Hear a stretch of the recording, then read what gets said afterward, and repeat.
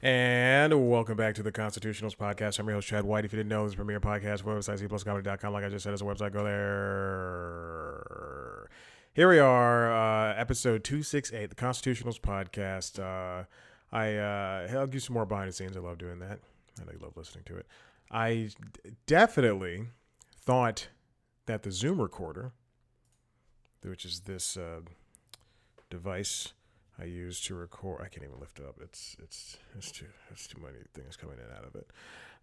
The Zoom recorder I used to record this show, I thought it was connected to the computer. I kept going and looking, or the dock that is connected to the computer, because I have a dock here.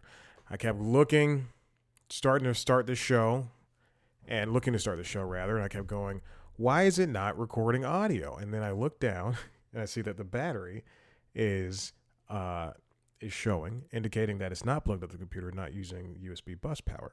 And I just went, okay. So I go write. I don't do anything about it. I go write the monologue for Late Night Lately, which is the late night show, the late night show podcast, late night show podcast. I have. I don't know what this is anymore. And then I go to record the Constitutionals again, and I have yet to plug up the thing. And I'm going, what is going on? Why is it not recording audio? Lo and behold, here we are, wasted an hour. Jesus Christ, what's wrong with me? A minute and 30 seconds just talking about this stuff. There's not much going on. Not much going on in the world over here of the Constitutionals. You know what I didn't do was find more stories. Who cares? I can definitely make some tea leaves out of this. Is that the term I should have gone with? I can make some tea leaves out of this. What's the biggest thing that happened this week? Spider-Man 2, the game, is coming out.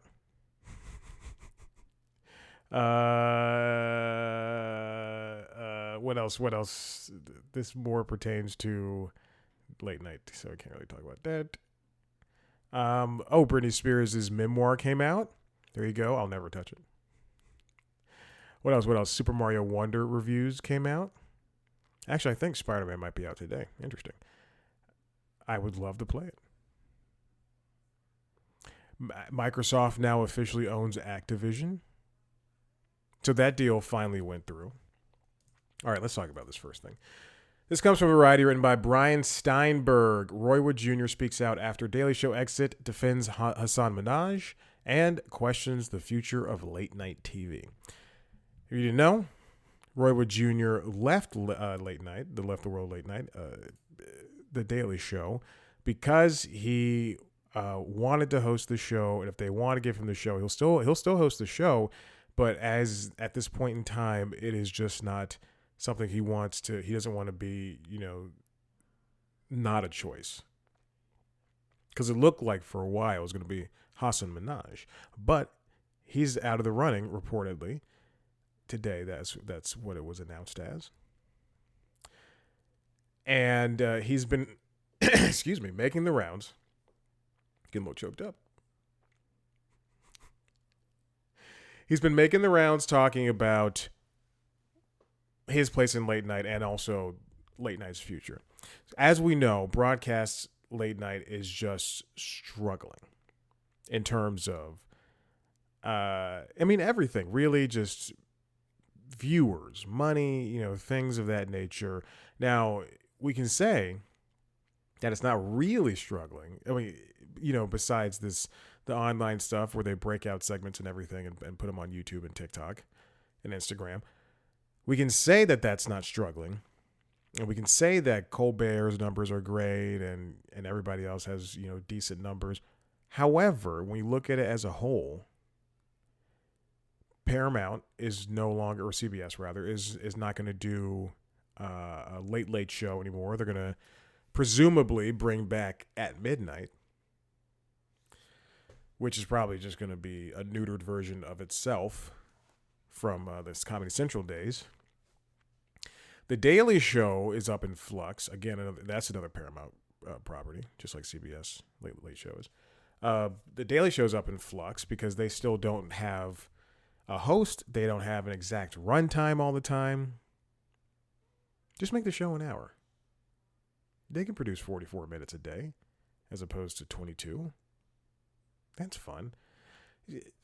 Have two people to interview. It's the Daily Show. Let me show run that show. I can handle it. Let me head right and show run. Yeah. Anyway. But the ratings across the board are down. We have NBC mulling over giving back the 10 p.m. hour to affiliates. When Kimmel leaves, who knows what ABC is going to do? Fox Broadcasting hasn't had a late night show in years, decades probably, and it will never ever have one because it's just not what it does. Where does that leave late night? Roy Wood Jr. has some ideas. He told Variety, "I do not believe late night as we know it will continue the way it will." I do not believe late night as we know it will be the same. It will be the way we continue.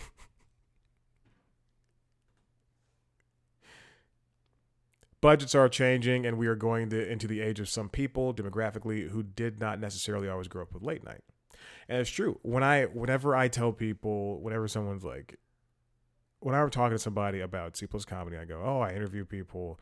I interview Craig Ferguson," and also this happens all the time. This happens every single time. They go, "I love comedy," so I try not to leave with a comedy thing. "I love comedy. I love comedians. I watch comedy all the time. Who have you talked to?" And I'll name all the A-listers I've talked to. Oh, Craig Ferguson, Maria Bamford, Ron Funches, these other people, and then they'll go, "I don't know this." Like, you don't know who any of these people are? You love comedy? "I love Tickle McStickles butts." It's ridiculous.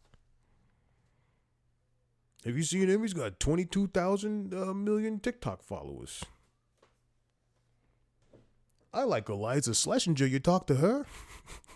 A fake person and a person I don't like. But when late night was in its heyday, Carson, Conan, Leno, Letterman, Fallon, when he was on the late night show, that, like, before we had this advent of watching videos on the internet, everything, like, you had to watch that stuff live, and if you missed it, then you missed a great thing from the night before. Passing around VHS tapes. I remember I was in college and there was a big hurricane coming to New York, and Letterman had Denzel Washington on, and they were going to go without an audience, and I had stayed up to watch it because Letterman had not had a YouTube channel at that point.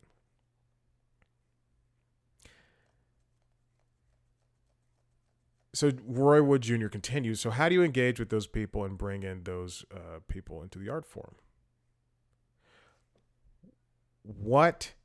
How do you drive new audiences to late night? Now, we've done that with YouTube. Kimmel is the one who helped expand that. But where do you get new audiences from now? TikTok. And even still, I don't have TikTok, but the YouTube Shorts and Instagram Stories, everybody shares everything to the same platforms. And I see the YouTube stories of The Tonight Show, and it's all the same thing that's been posted on YouTube. It's the same thing that I watched on TV. One of the things that I really enjoy about in this moment in time about the Daily Show having guest hosts is the fact that they have guest hosts. Like the Daily Show run right now is still thriving. I'm going to move off the desk because I keep shaking the camera. Is still thriving right now. Let's eschew ratings. It's still thriving because it's getting great guest hosts. Next week we have Desus Nice.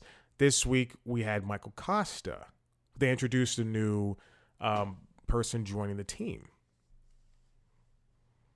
Like SNL, it's another white person. I don't know if we need to know more of this. We've lost a black guy. Let's get a white guy in here. Oh, SNL lost some people. Let's get a white lady in here. I'm never gonna be able to get on these shows now. Wood says, "What was clear to me with Comedy Central is just that choosing a host is going to take a lot longer than time in these answers." That's very true. We've got a 2024 presidential election coming up. They need to nail somebody down. This is the second time they're about to mess up an election within the past 10 years.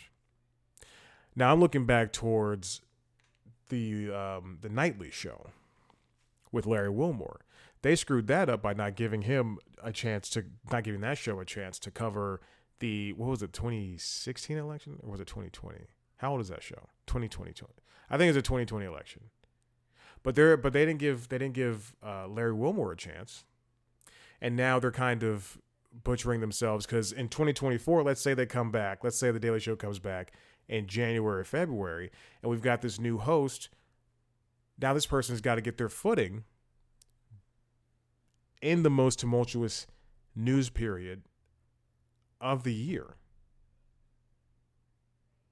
between January, presumably, and November. This person has to deal with 11 straight months of getting their feet wet and finding what works. It's going to take a late night show a year or two to find what works. And this person is going to have to accelerate that in 6 months' time.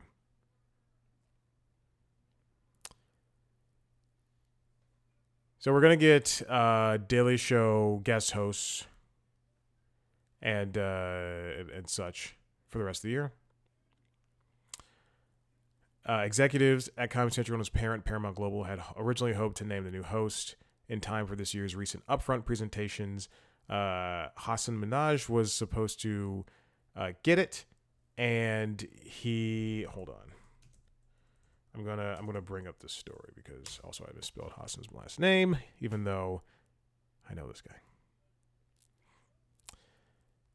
And now there's a report. This comes from Consequence of Sound, written by Eddie Fu, that Hasan has been informed that he won't be taking over as a permanent host of The Daily Show, according to Puck News. The decision comes after the New Yorker revealed in a piece that Hasan had lied about discrimination in his stand-up.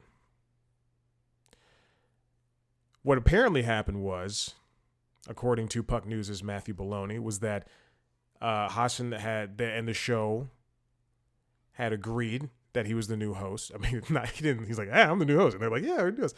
But they had agreed that there was going to be a new host.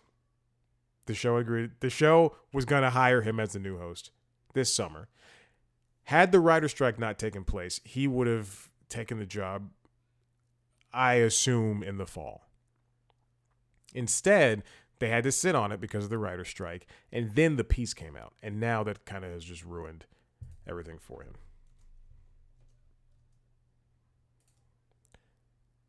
And again, I don't know if this is I mean, I like Hasan. I don't know if it's completely sorry, I'm is like should get in trouble. Like, I mean, should he have been the host? I think so. If it wasn't going to be Roy Wood Jr. and Desi Lydic, which it should have been, then Hasan would have been a good host. He's, the more I think about it, the more that he's already had his chance with the Netflix show. He got 3 great seasons over there. He got 3 great. I got to make sure the dog's not eating. I heard someone eating out of the cat food bowl, and Maverick is constantly eating out of Nova's food. He got a chance with the Netflix show, and it did really well, and then they canceled it. And now he got a second chance with the Daily Show. But I think doing that Daily Show versus a weekly show that only airs 6 episodes a year or something like that, those are 2 completely different things. And I don't know if he would have exactly thrived with that. Woods does not have any insight onto who has been identified as a potential successor, but he thinks Minhaj has the necessary qualities to succeed in the role.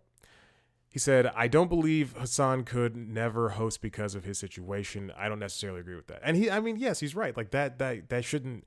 There are way worse people are exceeding and doing things in Hollywood, and Hassan is getting in trouble for this. I definitely think there is a place for him to clarify his intentions, but nothing about what Hassan did. None of it has to do with the content he presented on the Patriot Act, which is very true. Can he show up and do the job? I say yes.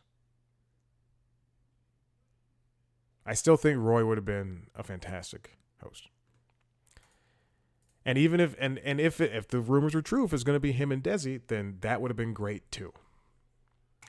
This next one comes from Deadline, written by Nelly Andriva and Dade Hayes. Showtime to shut down sports division. Now, I'm in the middle. I've been reading this book for a couple of months, and it takes me a long time to read because I go word by word, brick by brick, bullet by bullet. I think that might be from The Equalizer. Hold on, let me type that into Google. I love that movie. Let's see. And I love the series. I think it is The Equalizer. I'm almost positive. Okay, I can't find it. I hope I don't get in trouble for that, Google. But I've been reading this book called Tinderbox. It's the story of how HBO became the powerhouse it is today, and it starts from the very beginnings, the machinations of HBO, and it goes all the way up until the sale to Warner Bros. The sale of Warner Brothers to Discovery. A company that I am employed by, but I am not saying nothing against and nothing for. We got an email. No, I should not even say anything. Never mind. Because I don't want this to be considered a part of anything. And there was one part, and I was reading this book by the pool, so 2 or 3 times a week I would go to the pool, sit out there from like 10 a.m. to 1 p.m. and just listen to a podcast, listen to music, read some of this book. And what's really funny is by reading like that versus reading in here, which I can't really do that because my neighbors are so loud, but versus reading in here, I retain a lot more information because I'm by the pool and there's like nothing to distract me. And one of the things I remember is how important boxing was to HBO's legacy. Like, boxing truly probably saved that company. Probably saved HBO as a channel in it. And the fights that they got early on were fantastic. And then, they were fighting with broadcast to get fights. And then Showtime shows up and they're fighting with other cable companies to get fights. And then I got to the part where they essentially just let go of boxing. But the way boxing in particular, sports in general have shaped television. Sports are insane for a television. And that's why they're so important for streaming too. That's why you have Apple buying soccer rights, MLS rights. That's why you have the Max airing football and basketball and hockey. Showtime, another Paramount company, like Comedy Central and like CBS, is still changing. They announced on Tuesday that the network's sports operation will be dissolved by the end of the year. They're going to continue to honor the 2023 obligations, airing the remaining boxing commitments. This marks the latest downsizing move at Showtime since the exit of longtime CEO David Nevins a year ago, when the premium cable network was put under the purview of Chris McCarthy. Since then, Showtime merged with MTV Entertainment Studios. It was rebranded as Paramount Plus with Showtime and underwent layoffs. Its programming slate is also pared down as it refocuses to follow 3 new thematic lanes. All of the sports team will leave. Showtime had boxing for 38 years, exiting after nearly 2,000 bouts 5 years after longtime rival HBO did the same in 2018. like HBO, Showtime has struggled with the cost of continuing sports programming. At the same time, its parent company was making significant investments in streaming. Now, I don't. The investments in streaming are one thing, but to take away the sports, the boxing, the pay-per-view stuff, now where is that going to live? That could presumably go over to ESPN. It could go to, it could come back to Max, because now they have this sports section. But there's a lot more to it. With boxing, in pay-per-view, this is the only place you're going to get. HBO was the only place you were going to get in the 80s and 90s and whatever. It's the only time you're going to get, that was the only place you're going to get boxing. Showtime was the only place you were going to get boxing. But now, where can this go? Because they were footing the bill for it. They were paying the money, the payouts and all that stuff. But so now where can this go where you can continue having these middleweight, lightweight, and heavyweight bouts and still retain the viewership? Is it going to go to ESPN? Is it going to go to Fox Sports? Is it going to go to CBS Sports? Are they going to be diversified like how soccer is? Soccer is on USA, it's on CBS, it's on NBC, it's on all these different platforms and places.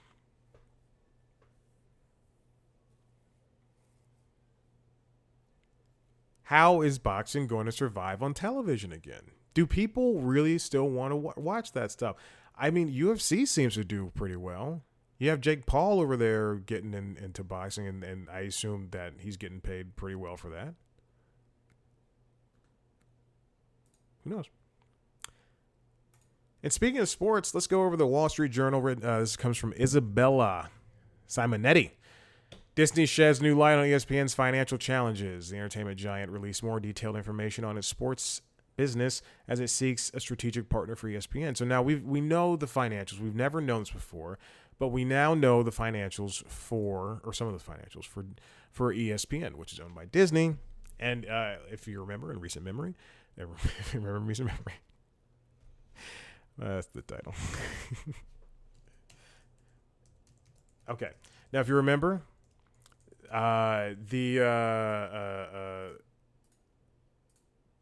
it was rumored.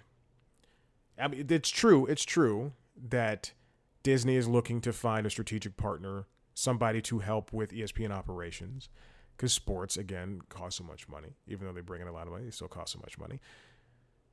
And it was rumored that at some point they were going to spin off the company or sell it off or just get rid of it in general. Now we know that, according to this article, profit declined 20% in the first 9 months of this fiscal year. Operating income for the newly reported sports segment fell to $1.48 billion in the 9 months ended in July, while revenue declined 1.3% to $13.2 billion.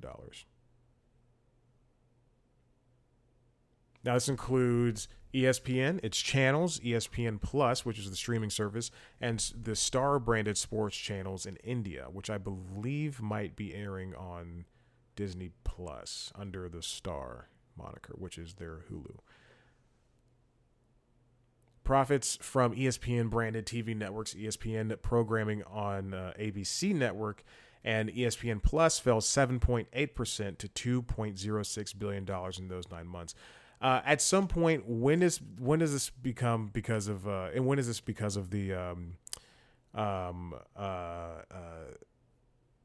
like strikes and the lack of advertising in these past couple of years? I mean, let's just take, again, they're taking into account the 9 months, but when is that because of those things? There's a lot of challenges are reasons why this is happening. The cord cutting, sports rights fees, which keep rising and rising. The company is planning to make its ESPN cable network available to cord cutters as a streaming service to adapt to a shifting consumer taste. And how is that going to affect costs? Because that means they have to build a new app, which I don't think is necessary. They could just use ESPN Plus. But it seems like that might either be phased out or be its own thing.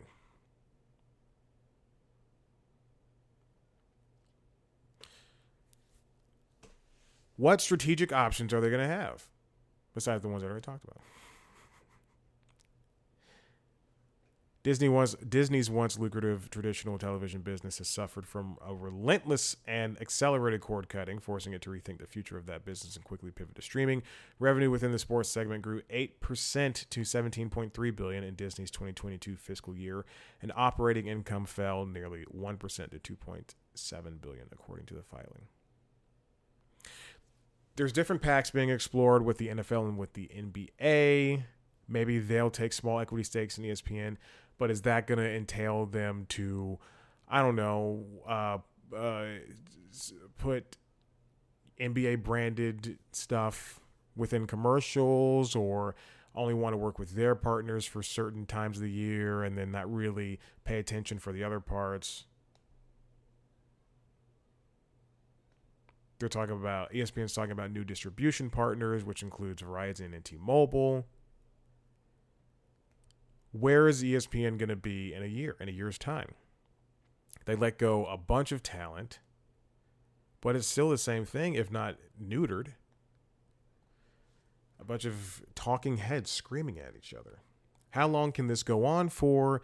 ESPN is the leading sports magnate, television magnate. And for better or worse, it's the most watched one. I prefer NFL Network with Good Morning Football. Love that show.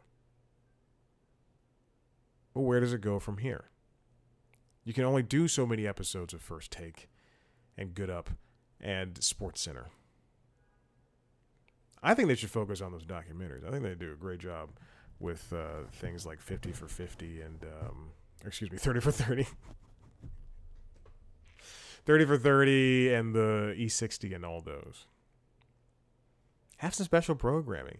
I'm sure that ESPN Ocho doesn't get the most views, but be regular with that. Don't have it be once a year.